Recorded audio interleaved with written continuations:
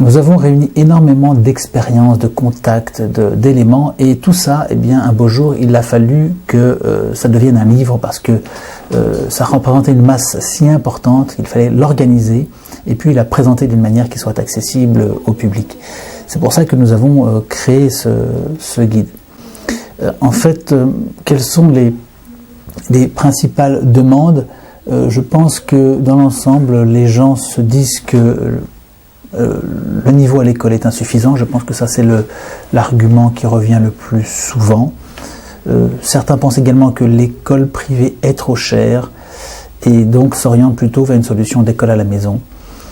Et puis, il y a le cas des enfants dont les parents pensent, souvent à juste titre, que leur enfant n'est pas fait pour l'école, soit il est d'une constitution spéciale, soit ce sont des enfants qui sont mis à l'écart par les autres, ou qui n'ont pas l'instinct du groupe, ou qui ont du mal à s'entendre avec les autres.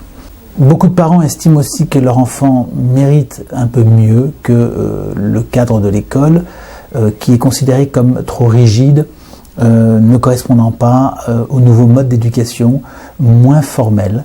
Et ça, c'est un sujet extrêmement intéressant d'ailleurs, parce que c'est là que se situe, à mon avis, à notre avis, tout l'avenir de l'éducation.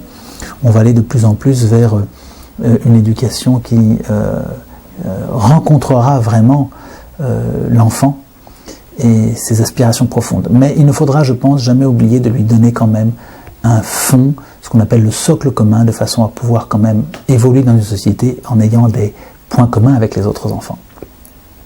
Voilà, alors beaucoup de parents tout simplement ne sont pas d'accord aussi avec les programmes et ce qu'on enseigne à l'école. Vous savez qu'il y a des choses maintenant qu'on enseigne à l'école qui sont aberrantes, qui portent atteinte à la dignité de l'enfant, etc. Il y a beaucoup de choses maintenant qu'on voit et qu'on ne voyait absolument pas il y a encore 15 ans.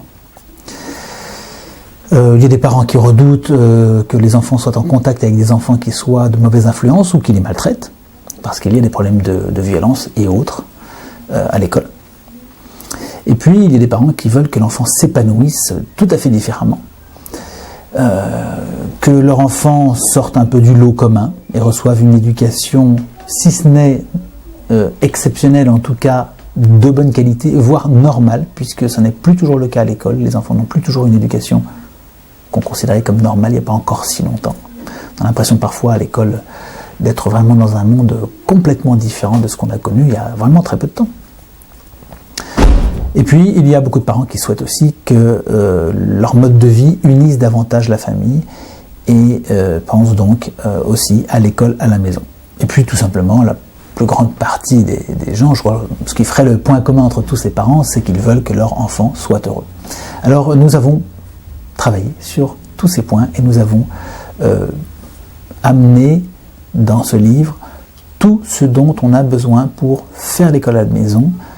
D'abord préparer cette réflexion et puis tous les éléments concrets, administratifs, la loi, comment s'inscrire, à qui s'adresser, quels sont les cours, etc., les adresses. Bon.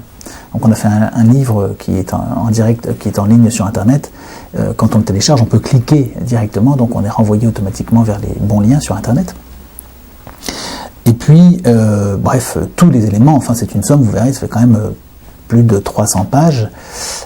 Il y a des exercices pratiques, il y a toutes sortes de choses qui vous permettent vraiment de conduire votre expérience. Vous n'avez plus besoin de l'école avec ce livre, vous pouvez vraiment réussir votre expérience de l'école à la maison. Voilà.